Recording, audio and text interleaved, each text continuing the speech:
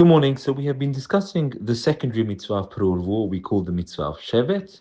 We've explained whether there is a limit to this mitzvah and its status vis-a-vis the main mitzvah of Peru. And the major question is, do women have a mitzvah of Shevet? And Bichlal, in general, do women have a mitzvah at all to bring children into this world? So we've already explained that the mitzvah of Peru, Hachamim Lanat in the Gemara, only applies to men. And we explained various reasons, the logic behind this, why it could be that the mitzvah of having a boy and a girl only applies to a man. But that's clear.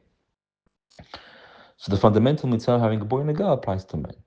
Now, Tosfot opined that even though women don't have an obligation to have a perurvu, they still have a mitzvah to populate the world of Shevet. Which is a bit peculiar that they wouldn't have the mitzvah of perurvu, but they would have the secondary mitzvah of Shevet. But that was Tosfot's opinion. And there were some who agreed with this, but many disagreed. However, I think all of this is really mute because that's not the main point. The main point is it's clear, and this is agreed by everyone, that there is some kind of a mitzvah for a woman to get married and to have children. And there are so many proofs for this. Perhaps one of the clearest proofs, the Rabbeinu Nisim Noran brings this, is the Gemara in Kiddushin. The Gemara in Kiddushin says that although one can do the act of Kiddushin, of betrothing a woman through an agent, mitzvah boyotemi b'shelucho, it's better for a person to do it oneself rather than to appoint an agent to do that.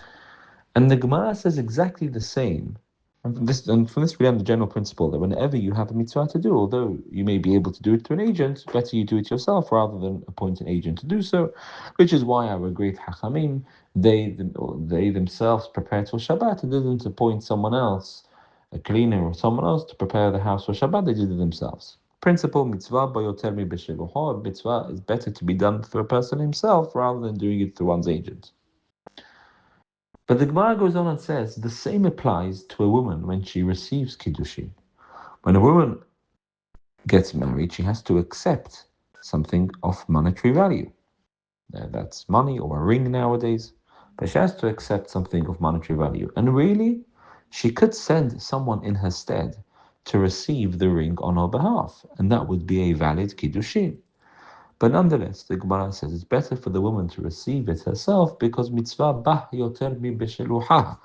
It's better for her to do the mitzvah herself of receiving the kiddushin and getting married rather than appointing an agent to do it on her behalf. Says Rabbeinu Nisim, you see from this that there is some kind of a mitzvah, even though we know that women are not obligated in the mitzvah of Peru, but there is some kind of mitzvah for a woman involved in getting married.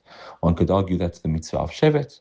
Or more simply, one could just say that although she doesn't have an obligation, but at the end of the day, she is helping her husband fulfill the mitzvah of Peru. Because her husband, if he's obligated, but if he doesn't have a wife to bring children into the world, he's not able to do the mitzvah. So whatever their mitzvah is, there is a mitzvah. And more broadly, one can say that similar to what we find with tefillah.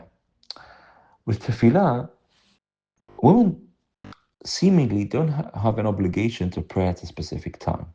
They still have an obligation to pray. And the idea being is, some things there is a value, there is a mitzvah, but women are not limited and are not commanded at specific times in a specific framework. And arguably it's the same with mitzvah of Peru. Women don't have an obligation per se as men do, that you have to get married and you have to have a boy and a girl in a very specific framework, which men do. But clearly there is a mitzvah, there is a greater value of bringing children to the world. What bigger mitzvah is there than that? And in that, women don't have specific, they don't have specific commandments, how many, when, by when, etc.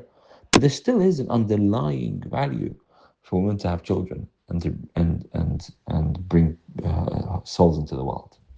And so, in conclusion, whether women have a mitzvah of or shevet or not is debatable. But what's clear 100% and agreed by all is that women have some kind of mitzvah to marry and to bring children into the world. That's clear and agreed by all.